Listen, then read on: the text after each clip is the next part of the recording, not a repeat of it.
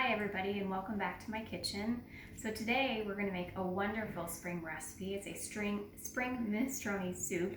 It's going to highlight lots of flavors of in-season ingredients. This is a good opportunity not only to incorporate what's readily in season, but this minestrone soup can be manipulated to incorporate whatever vegetables are in season. So I have a great fall recipe as well that I do for my minestrone soup. So today we're going to start with some basic ingredients and chop those up. I like to have everything kind of chopped and ready to go. It makes building the soup a lot easier. We're also going to incorporate that vegetable stock. So remember that vegetable stock that we made, recipe number 1? This is where we're going to incorporate that in. So I can show you, I saved my vegetable stock in 2 quarts. I measured it after we made it, and I know I talked about saving it in smaller size quantities. So I knew I wanted to make this recipe, so I have my 2 quarts available. I don't even have to measure it. We are going to start by chopping up our celery and our shallots, and then we'll get those started. So it's just 2 stalks of celery. So for soup, I don't get too picky about how it looks. I try to keep it in about bite-sized pieces. If you're making a stew, then obviously you can make it into kind of bigger chunks. But I try to keep mine about bite-sized. So we're going to chop up our celery. That looks like a good kind of bite-sized piece.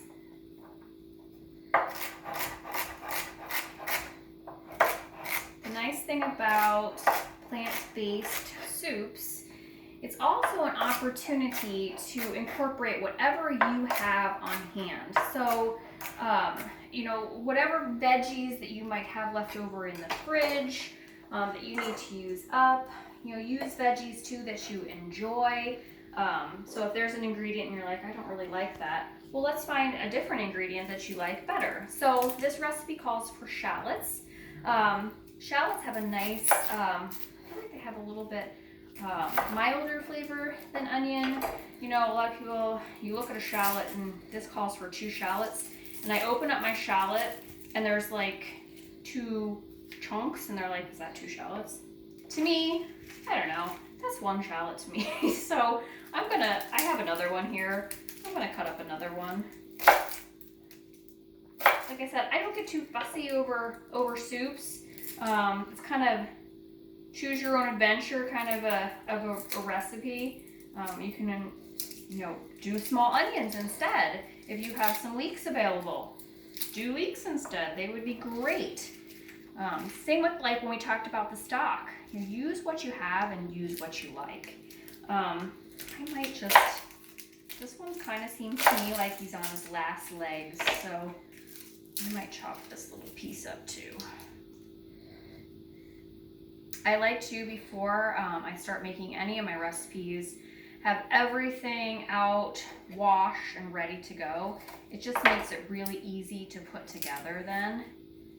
And then we don't have to worry about going back and washing. Oh, this guy doesn't want to even come apart. All right.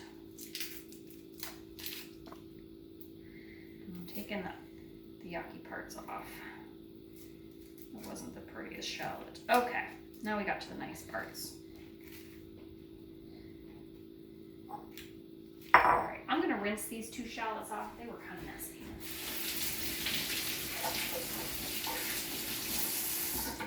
All right, again, so cutting my shallots, I don't get too picky about how I want them in kind of, bite-sized pieces. So I'm just gonna kind of slice them thin. They don't have the same kind of a bite that an onion does, for example, so you can leave them a little bit bigger.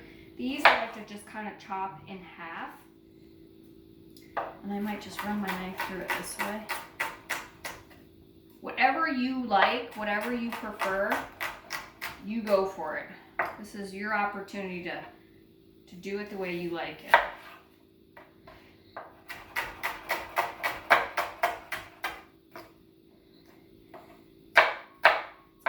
Chunk and cut it into smaller pieces.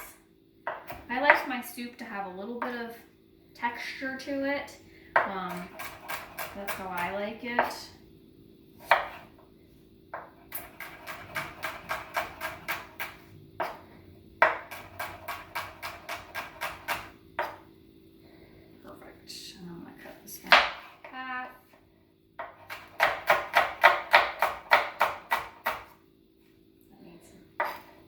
pretty shapes. All right. So again, if you don't have shallots or couldn't find shallots, onion, leeks work just fine. So just about maybe a small onion. All right, so I'm gonna come over and we're gonna chop up our garlic. So it calls for about 2 tablespoons of chopped garlic. These cloves are huge. So to me, I'm probably gonna get about a tablespoon from each one. Again, it doesn't have to be exact, but to me, that's about what size they are. So I'm just doing 2 cloves. If your head of garlic, the cloves are much smaller, then you might wanna just do a few smaller ones. We're gonna chop this up nice and fine. If you don't like pieces of garlic in there, you certainly can grate this on your grater or your microplane. That would be fine too.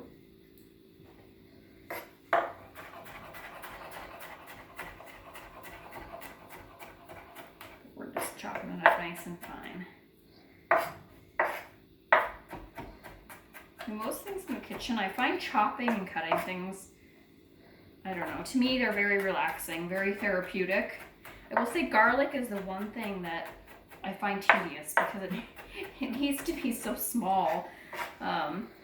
Sometimes I cheat and get out like my chopper and just throw it in there and chop it up. This is the one step that I don't really enjoy. This garlic is strong. It's about making my eyes water. This time of year, garlic scapes are available. So this would be a good recipe too. If you're like, I have these garlic scapes somebody gave me and I don't know what to do with them. This soup would be a great place to put them. If you watched earlier, I did a pesto recipe. You certainly could make your pesto and add garlic scapes to that. I like to watch different people making recipes. I do lots of recipe research, and somebody was talking about incorporating wild garlic into their pesto, which is something I have never used before. All right, so here's my garlic. It's all chopped up. I'm gonna put it in a bowl like that. That's about 2 tablespoons. If you're not, I love garlic. To me, it's never enough, but you can always adjust that. Okay, so the next flavor that is kind of an interesting add-on to this, and this is optional, but I do recommend it, is fresh ginger. So you don't want to substitute ground ginger. This needs to be fresh ginger. It is an optional ingredient. You don't have to add it, but I just think it adds just a whole layer of interesting flavor that, you know, people eating it are just gonna be like, what is that in there? And I'm like, oh, it's my secret ingredient. So ginger is got a kind of a skin on the outside. I have watched some chefs who just incorporate the whole thing and use the skin. I have not reached that level yet, so I remove it. I just use my vegetable peeler and I just take the skin off. If you feel like, I'm gonna leave it, it's fine. It's totally edible. I don't think it's terribly pretty. And I don't know, I feel like it's a little bit tough. I don't know. To me, I take it off. But to each his own, and you may certainly just chop it up and leave it on there if you'd like. I'm just using my peeler. You could certainly use a knife and take it off, but I feel like my peeler works just fine.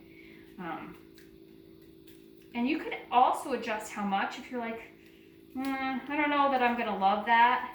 Just start with a little bit and see what you think of it. You might be really surprised. Fresh ginger is just such a interesting flavor, and it just has such a, I mean, just smelling it right now, I always feel like it just has kind of almost a citrusy aroma to it. It's wonderful. It is a little bit tougher and a little more fibrous than chopping garlic, so you do need to have a pretty decent sharp knife to get through it. And I chop it just like I do my garlic.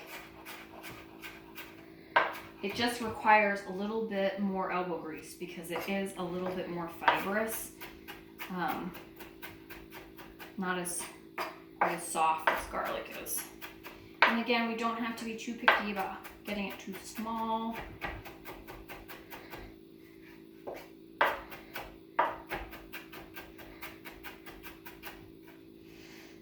I do like chopping the garlic better, or the ginger better than the garlic. So when I was saying I don't love chopping garlic, I do like chopping ginger because it smells so good. It's just got such a delicious smell. So if you got your ginger in your bin, you will notice they give you a wonderfully generous portion of garlic from ginger from Fruit and Produce, and there are lots of great ways to incorporate it, and I will feature some other recipes later on down the road using fresh garlic, so don't feel like, oh gosh, I've got all of this fresh ginger, I keep calling it garlic, fresh ginger, and I don't know what to do with it. Do not fear, we will be using it later. And I'm trying to make each week sort of carry over into the next, so you can see how planning plant-based meals, how easy it can be. If you do just spend the time kind of planning a little bit ahead, you have all these wonderful ingredients just ready for you. All right, so that's my ginger and garlic. So then I'm gonna come over, I also have the asparagus, so I'm gonna go ahead and chop everything now.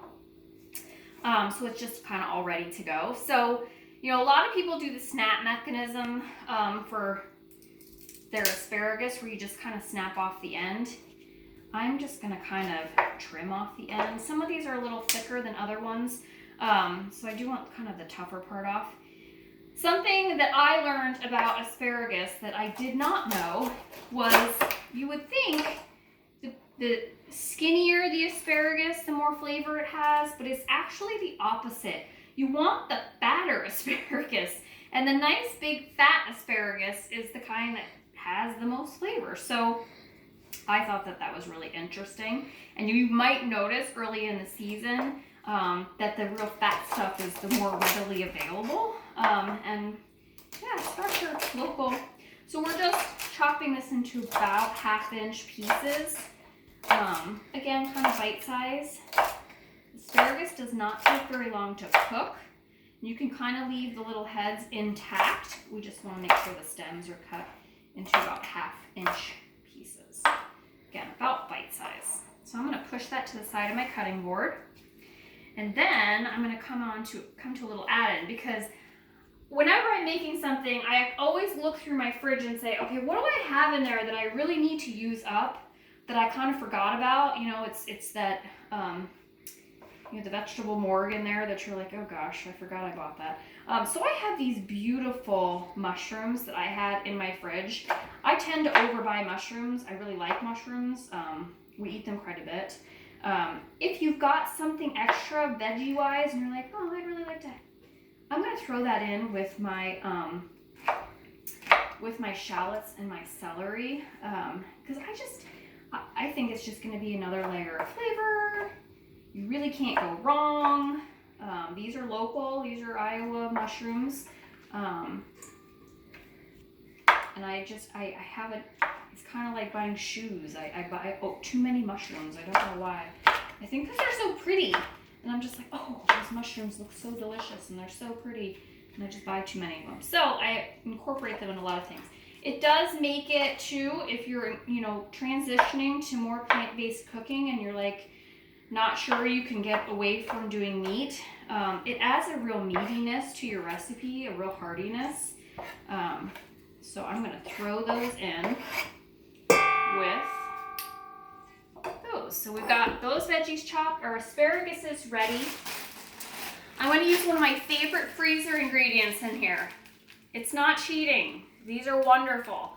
We're going to use frozen peas. These are great. It also saves you an extra step. Cleaning and breaking down peas takes a lot of time. So these are just frozen peas. They're no salt added. They're readily available all the time. So we are going to use frozen peas. Here's another one that I kind of adjusted a little bit. If you have baby kale, which is probably in your bin, either kale or maybe Swiss chard. You can use that in here. I happen to have a whole bag of spinach in my fridge that I needed to use up, and this was in one of my bins. So I am going to use spinach in this, and all I'm doing is just kind of rough tearing it apart. It's going to break down pretty good in the water, but we want it to kind of be in bite-sized pieces. Again, this is a soup. You want to be able to stick your spoon in and get through it. If you have really tough pieces, if you're using like regular Swiss chard, you'll want to stem it and chop it. Regular kale, you'll want to stem and chop. I'm not even going to put my knife into this. I am really just going to tear it up. You could do the same thing with your kale or your Swiss chard. Just tear it up. I love the lacinato kale, or you might know it by the name of dinosaur kale. Kind of looks like lizard skin. That's delicious. You also want to stem that and then just tear it into sort of smaller pieces that you can fit onto a spoon. So the baby, since I'm not using baby spinach, I do have some stems. So I am taking the tougher stems off, just peeling them off. So I don't want the thicker stems. Otherwise I'd have to cook it a little bit longer and chop them, and there's not a lot of them, so I'm just gonna remove them. All right, that's looking pretty good. So I'm gonna come over to my pot. Come on, cameraman. I'm gonna turn my heat on. So over here I've got a 1/4 cup of extra virgin olive oil. So I haven't talked about it yet very much, but there has been actually some studies talking about the benefits of olive oil for cancer prevention.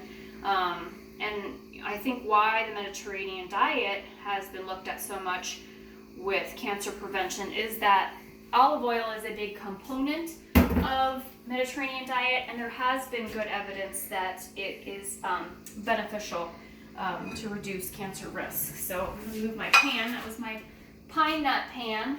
We're going to let our oil heat up just a little bit here. So it calls for some small pasta.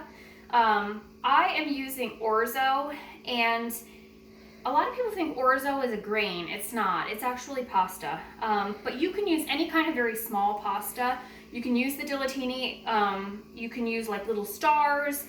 Whatever you can find. I happen to find Orzo, so it's a cup of pasta. If you are gluten-free, you can certainly use a gluten-free pasta instead. The nice thing about doing the pasta, it's not a huge quantity. Yes, it will contribute some carbohydrate to the recipe, but I think when you're doing a plant-based recipe as a meal, it makes it a little bit heartier. It makes it a little bit more filling without doing a huge portion of pasta. It's not like sitting down and eating a pasta dish. It just adds another layer to this for the fullness, and you know, pasta is okay to incorporate. It's just learning how to incorporate it in a very healthful way. You can see the majority of this recipe is vegetables, so it just adds another layer of heartiness and makes us a little bit fuller when we're eating this as a meal. So I always kind of wait and start to smell your olive oil. You don't want to overheat it. It will start to have that nice shimmer, that nice sheen on it. Then I'm going to come over and grab my veggies to start with. So I'm doing my shallots and my celery and my add-in mushrooms.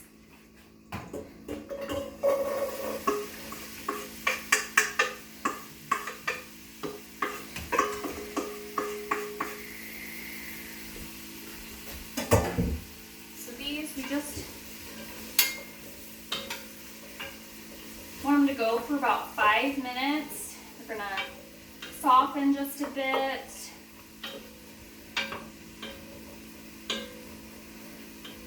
Now at this point, I'm gonna grab it off my counter. Sorry, cameraman. I am gonna salt and pepper my layers because I want to make sure every layer has flavor.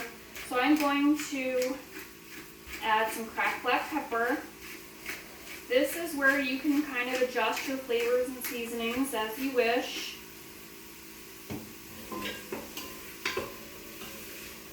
And I talked about this when we made the stock, that I don't over salt my stock because I'm going to salt my layers of things and season my layers of things that I'm going to use my stock in. So I'm gonna add maybe a 1/4 teaspoon just to season this layer. Grab my measuring spoon. Sorry, I don't usually use measuring spoons when I cook by myself, and I always have to remind myself when I'm cooking with you, I have to show you what I'm measuring. So I'm only going to add about a 1/4 teaspoon of salt to this layer. I just want to add a little bit of flavor to these veggies. Now, something some people don't know is that vegetables do naturally contain some salt. They get salt from the soil that they're grown in. So even if you're on a low sodium diet, it's not going to be a no sodium diet if you're eating vegetables or even meat, because humans, we have some salt, that's stored throughout our body, and if you eat the flesh of another animal, you're going to get salt that way too. So you'll never truly be on a no salt diet, but you can be on a low salt diet. And I don't have to over salt this recipe because I did add some to my stock, but I'm able to control that because I made my own stock. So that's the nice part too. And I have said it when we were making stock, I have forgotten to add the salt to my stock before. I don't like things overly salty anyway, but I'm going to layer my other veggies. This already smells so good. I like this recipe too, so if you have anyone in your household who is just getting started learning how to eat plant-based and learning how to eat more vegetables, I think this is a really good way to do it because your veggie stock has so much flavor in it and so much richness to it. They're not going to feel like they're just eating vegetables. It's got so many other layers of interest to it, and it's so hearty. I don't think they're going to miss the meat. And this smells so delicious already. All right, cameraman, you can stay with that.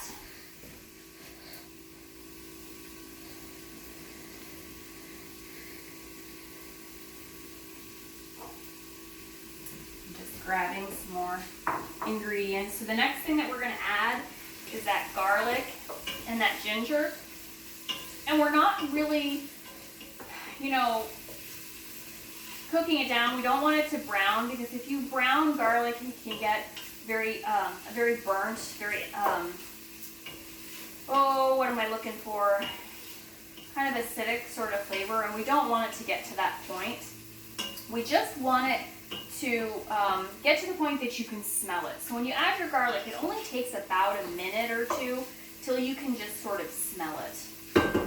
All right, camera guy, do you want to come in so you can look inside my pot?